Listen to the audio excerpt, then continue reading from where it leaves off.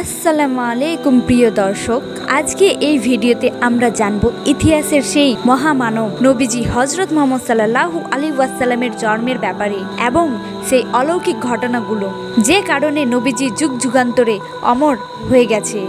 হজরত আমিনা রাদিয়াল্লাহু তাআলা আনহা যখন আমাদের প্রিয় নবী হজরত মুহাম্মদ সাল্লাল্লাহু আলাইহি ওয়াসাল্লামকে গর্ভে ধারণ করেন, তখন গর্ভধারণের মাত্র কয়েক মাস অতিবাহিত হয়েছে। এই কয়েক মাসে শুরু হয় এক অলৌকিক বিষয়ের অধ্যায়। হজরত আমিনা যখন রাস্তায় হাঁটতেন কিংবা সাক্ষাৎ করতে যেতেন, তখন তার শরীর থেকে ভেসে আসতো এক অপার্থিব ঘ্রাণ, যা মেসকে আম্বারের এক জান্নাতি সুবাস। এই সুবাসে আচ্ছন্ন হয়ে পড়ে পুরো মক্কা। হঠাৎ সবাই লক্ষ্য করে তার শরীর থেকে এক অদ্ভুত পূর্ব ঘ্রাণ ছড়িয়ে পড়ছে। এটা কোনো দুনিয়ার সুঘ্রাণ নয়, এটা যেন জান্নাতের মেসকে আম্বারের একটি সৌরভ, যা নিঃশব্দে ছড়িয়ে পড়ছে মক্কার অলিতে গলিতে। এই ঘ্রাণ কেবল এক বাড়িতে নয়, প্রতি বাড়িতেই পাওয়া যায়। মানুষের মনে কৌতূহল জন্ম হয় এবং গুঞ্জন ছড়িয়ে পড়ে পুরো মক্কায়। লোকেরা বলেন, কিভাবে সম্ভব? কিছুদিন আগেই তো তার স্বামী আব্দুল্লাহ ইন্তেকাল করেছেন এবং আরবের রীতি অনুযায়ী স্বামী মারা গেলে স্ত্রী সুগন্ধি ব্যবহার করতে পারে না। আতর তো দূরের কথা। তাদের প্রশ্ন, তবে কি আমিনা নিজের শরীরে আতর মেখে রাস্তায় ঘুরে বেড়াচ্ছে? মানুষের এই গুঞ্জন ধীরে ধীরে পৌঁছে গেল নবীজির দাদা আব্দুল মুত্তালিবের কানে। মানুষের কাছে এমন কথা শুনে আব্দুল মুত্তালিব অত্যন্ত চিন্তিত হয়ে উঠলেন। অতঃপর একদিন তিনি বাড়িতে ফিরে নিজের স্ত্রীকে ডেকে বললেন, শোনো, আমার ছেলে আব্দুল্লাহ ইন্তেকাল করেছে, মাত্র কয়েকদিন হয়েছে, কিন্তু আমার পুত্রবধূ আমিনাকে নিয়ে লোকেরা নানা কথা বলছেন। লোকেরা বলে আমিনা আতর মেখে রাস্তায় বের হয়, তার শরীর থেকে আতরের গন্ধ ছড়িয়ে পড়ে। এ সম্পর্কে তুমি কি জানো কিছু? তার স্ত্রী গভীরভাবে নিঃশ্বাস নিয়ে বললেন, ওগো স্বামী, তুমি মানুষদের গন্ধ পাওয়ার কথা বলছো, অথচ আমি তার সঙ্গে যখন গোসলখানায় যাই, সে যখন গোসল সেরে বের হয়, সমস্ত ঘর যেন আতরে ডুবে যায়। মনে হয় কে যেন গোসলখানায় জান্নাতের মেসকের আম্বর ঢেলে রেখেছে। এত মনোমুগ্ধকর ঘ্রাণ যা এই মক্কা নগরীতে কোথাও মিলে না। আমি নিজেও তো অবাক হয়ে যাই, আমিনা কোথা থেকে পেল এত অপার্থিব সৌরভ। এই কথার পর আব্দুল মুত্তালিব আর অপেক্ষা করলেন না। তিনি আমিনাকে ডেকে পাঠালেন। আমিনার মাথা নিচু করে হাজির হলেন। অতঃপর আব্দুল মুত্তালিব স্নেহের কণ্ঠে জিজ্ঞাসা করলেন, আম্মা জান, আমার ছেলে মারা যাওয়ার পর আমি তোমার মধ্যে এক পরিবর্তন লক্ষ্য করছি। তুমি কি সত্যি আতর ব্যবহার করো? তোমার এই ঘ্রাণ কোথা থেকে আসে? এ সম্পর্কে তুমি কি আমাদেরকে কিছু বলতে চাও? এ প্রশ্ন শুনে হজরত আমিনা চোখ দিয়ে অশ্রু ঝরতে লাগলো। তিনি কাঁপা কণ্ঠে বলতে লাগলেন, আব্বাজান, অনেক দিন থেকে বলতে চাইছিলাম, বলা হয়ে উঠছিল না, কিন্তু আজকে যখন আপনি নিজে জানতে চাইছেন, তখন না বলেও পারছি না। আব্বাজান, আমি কোনো আতর ব্যবহার করি না, কোনো সুগন্ধি মাখি না, কিন্তু যেদিন থেকে আমার গর্ভে আপনার পুত্র আব্দুল্লাহর সন্তান এসেছে, সেদিন থেকে আমি অনুভব করি যেন আমার শরীরটাই মেসকে আম্বানিতে পরিণত হয়ে গেছে। হজরত আমিনা আরও বললেন, আব্বাজান, শুধু এটুকুই নয়, আমি আরও কিছু আশ্চর্যজনক ঘটনা অনুভব করেছি। আমি আজকে সব কিছুই বলতে চাই। এক রাতে আমি শুয়ে আছি, হঠাৎ দেখি ঘরের মধ্যে 4 জন রমণী প্রবেশ করেছেন। তাদের চেহারায় ছিল নূরের ঝলক। তারা আমার দিকে তাকিয়ে বললেন, চুপ থাকো, কথা বলবে না। আমি বিস্ময়ে চুপচাপ তাকিয়ে রইলাম। তাদের মধ্যে 3 জনের পরিচয় আমি জেনেছি, কিন্তু একজনের নাম আমি জানি না। প্রথমজন ছিলেন হজরত ঈসা আলাইহিসসালামের মা হজরত মারিয়াম আলাইহিসসালাম। দ্বিতীয়জন ছিলেন ফেরাউনের স্ত্রী হজরত আসিয়া আলাইহিসসালাম। তৃতীয়জন ছিলেন হজরত মুসা আলাইহিসসালামের বোন কুলসুম। তারা আমার কপালে ও গালে চুম্বন করলেন, তারপর বললেন, আমরা তোমার জন্য হাদিয়া নিয়ে এসেছি। তারা আমাকে 3টি ফুল দিয়ে গেলেন। সে ফুলগুলো এখনও আমার ঘরে যত্নে রাখা রয়েছে। তারা আমাকে বললেন, আমিনা, তোমার গর্ভে এখন যে রয়েছে, তিনি আখরি জামানার নবী, দোজাহানের সর্দার হাবিবুল্লাহ হজরত মুহাম্মদ সাল্লাল্লাহু আলাইহি ওয়াসাল্লাম। তোমাকে আমরা এই শুভ সংবাদ দিতে এসেছি। তারা আরও বললেন, তিনি জান্নাতে আমাদের স্বামী হবেন। এখন তিনি তোমার গর্ভে আমানত হিসাবে রয়েছে। তোমার উপর দায়িত্ব হলো তার সম্মান রক্ষা করা। এই কথা শুনে নবীজির দাদা আব্দুল মুত্তালিব স্তব্ধ হয়ে গেলেন। তিনি কিছুই যেন বুঝে উঠতে পারলেন না। হজরত আমিনা আবার বললেন, আব্বাজান, আমি আরও অলৌকিক ঘটনা লক্ষ্য করেছি। যেদিন থেকে বুঝেছি আমার গর্ভের সন্তান এসেছে, সেদিন থেকে যখন আমি রাস্তায় বের হই, আকাশে মেঘমালা আমাকে ছায়া প্রদান করে। রাস্তার ধুলোবালি গাছপালা যেন আহলান সাহলান বলে সালাম জানাতে থাকে। তখন আমার মনে হয় কেউ যেন আমার সঙ্গে হেঁটে চলেছে। তারা বলে, আখরি নবীর পদধ্বনি শোনা যাচ্ছে। আব্বাজান, আরেকটি আশ্চর্যজনক ঘটনা আপনাকে বলি। গতকাল কূপ থেকে পানি আনতে গিয়েছিলাম। প্রতিদিন কষ্ট করে বালতি দিয়ে টেনে পানি উপরে তুলতে হয়, কিন্তু কাল আমি নিজে বিশ্বাস করতে পারছিলাম না। আমি পাত্র নিয়ে কূপে পৌঁছাতেই বালতি নিজে থেকে উপরে উঠতে লাগলো এবং নিজে থেকে আমার পাত্রটিকে ভর্তি করে দিল। আব্বাজান, আপনি বিশ্বাস করবেন না, আমি আরও বলতে চাই। হঠাৎ আমি শুনতে পেলাম এক অদৃশ্য আওয়াজ।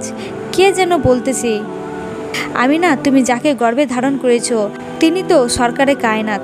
সরকারে কায়নাতকে পেটে করে তোমাকে কূপের কাছে আসার দরকার ছিল না। পানির দরকার হয়েছে বললেই তো পানি ঘরে চলে যেত। হজরত আমিনা বললেন, আব্বাজান, আমি জানি না এসব কিভাবে হচ্ছে, আমি তো কিছুই বুঝে উঠতে পারছি না। তবে একটা কথা বুঝি, আমি তো খুব ভালো আছি, আমি তো অনেক শান্তিতে আছি। আব্বাজান, আমার তো খুব ভালোই লাগতেছে, মনে হয় যেন আল্লাহর রহমতের আশ্রয়ে আছি। হজরত আমিনা রাদিয়াল্লাহু তাআলা আনহা আরও বর্ণনা করেন, আমি নারীদের কাছে শুনতাম যখন কারো গর্ভের সন্তান থাকে তখন মায়েদের বিভিন্ন সমস্যার সম্মুখীন হতে হয়। কখনো হাত পায়ে ব্যথা, কখনো মাথা ব্যথা, কখনো বমি, কখনো জ্বর এবং কখনো মন মেজাজ খিটখিটে হয়ে ওঠে। এসব শুনে আমি অবাক হতাম, কারণ এই 9 মাসে আমার তেমন কোনো কষ্ট অনুভূতি হয়নি, এমনকি আমার মাথা ব্যথা পর্যন্ত হয়নি।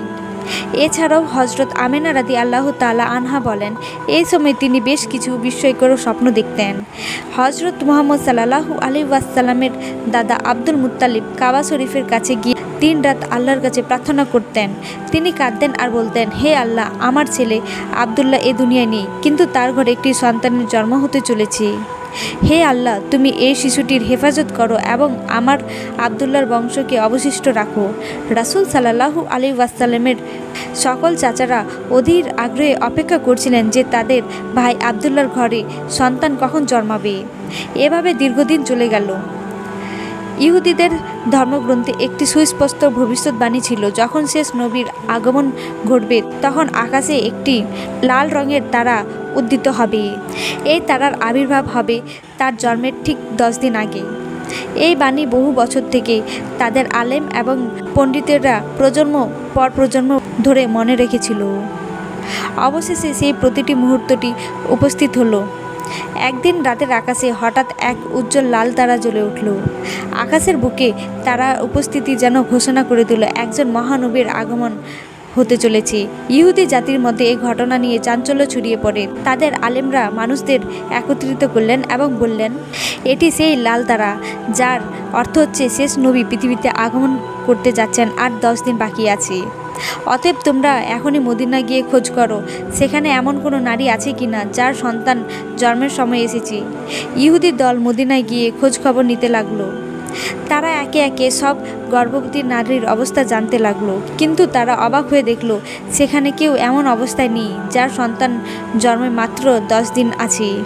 অনেকে বললেন তাদের সন্তান জন্ম হবে 2 মাস পর, আবার অনেকে বললেন তাদের সন্তান জন্ম হতে এখনও 3 মাস বাকি। তখন হতাশ হয়ে তারা আবার ফিরে এসে তাদের আলেমদের জানালেন, মদিনা এমন কাউকে পাওয়া যায়নি। তখন আলেমরা বললেন, তাহলে এবার মক্কায় যাও, মক্কায় গিয়ে অনুসন্ধান করো। ইহুদি অনুসন্ধানকারী দল মক্কায় রওনা দিল। মক্কা এসে তারা প্রতিটি গৃহে প্রতিটি পরিবারে খোঁজ নিতে লাগলো। কিছু সময় পর তারা জানতে পারল মক্কায় 5টি পরিবারের সন্তান জন্ম হওয়ার সময় ঘনিয়ে এসেছে। তারা আরও গভীরভাবে অনুসন্ধান করে বের করলো এদের মধ্যে একটি পরিবারে এমন একটি শিশু জন্মাবে যার পিতা আর বেঁচে নেই। এই খবর শুনে তারা স্তব্ধ হয়ে গেল। লোকেরা বলল, আব্দুল মুত্তালিবের একজন পুত্র ছিল, তার নাম আবদুল্লাহ। কিছু মাস আগে তিনি ইন্তেকাল করেছেন। তার স্ত্রী গর্ভবতী এবং শীঘ্রই সন্তানের জন্ম হবে। এটা শুনে ইহুদিরা যেন হঠাৎ পাথরের মতো ভারী হয়ে গেল। তাদের মুখে হতাশার ছাপ দেখা যাচ্ছে এবং চোখে অশ্রু। তারা কাঁদতে কাঁদতে তাদের আলেমদের কাছে ফিরে গেল এবং বলল, হায় আফসোস, নবুয়তের আলো আর আমাদের জাতির মধ্যে থাকছে না। তা চলে গেছে মক্কার দিকে, একটি গরিব পরিবার এতিম শিশুর দিকে। এভাবে দিন অতিবাহিত হতে লাগলো। সেই গৌরবের মুহূর্তের অপেক্ষায় যেন আকাশ বাতাস পাখপাখালি এমনকি প্রতিটি জীব অধীর হয়ে উঠল। একটি অলৌকিক আশায় সমস্ত সৃষ্টি যেন দুলে উঠল। অবশেষে সেই মহিমান্বিত রাত এসে গেল, যে রাতের জন্য সৃষ্টি জগৎ প্রতীক্ষায় ছিল আদিকাল থেকেই। আজকে জন্ম নেবেন তিনি, যার আলো যুগে অন্ধকার কেটে যাবে। আজকে জন্ম নেবে সেই মহান ব্যক্তি যার কারণে এই বিশ্ব সৃষ্টি হয়েছে। রাত হয়ে এসেছিল, তখন হজরত আমিনা রাদিয়াল্লাহু তাআলা আনহার পেটে ব্যথার অনুভূতি হয় এবং তিনি বুঝতে পারলেন যে হয়তো আজই আমার শিশুর জন্ম হতে চলেছে। তিনি আব্দুল্লাহ মুত্তালিবকে এই কথা জানালেন। নবীজির দাদা আব্দুল মুত্তালিব তার মহল্লার সিফা নামক এক মহিলাকে ডেকে বললেন, আজ রাতে তুমি আমিনার কাছে থাকো, কারণ আমার ছেলে আব্দুল্লাহর ঘরে এক শিশু জন্ম হবে। রাত গভীর হতে লাগলো, চাঁদও যেন নীরবের মেঘের আড়ালে লুকিয়ে গেল। এখন পর্যন্ত দেখলেন নবীজির জন্মের আগে ঘটে যাওয়া অলৌকিক ঘটনাগুলো। সেই রাতের বিস্ময়কর ঘটনা, যেই দিন নবী করিম সাল্লাল্লাহু আলাইহি ওয়াসাল্লাম এই দুনিয়ায় আগমন করেন। পরের পাঠ দেখুন আর জানুন সম্পূর্ণ কাহিনী।